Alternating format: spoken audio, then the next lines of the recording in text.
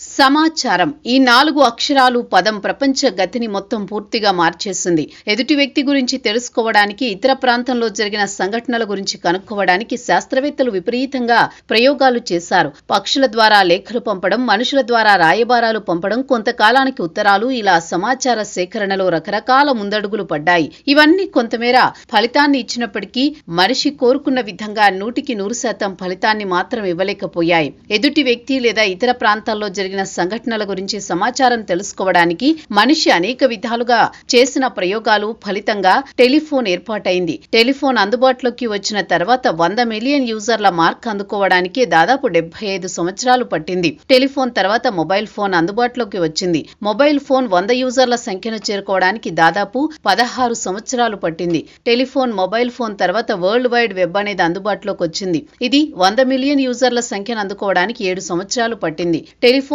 Mobile phone, world wide web తర్వాత technology సమూలంగా మారిపోయింది. ఇందులో భాగంగానే కొత్త సాంకేతిక పరికరాలు అందుబాటులోకి వచ్చాయి.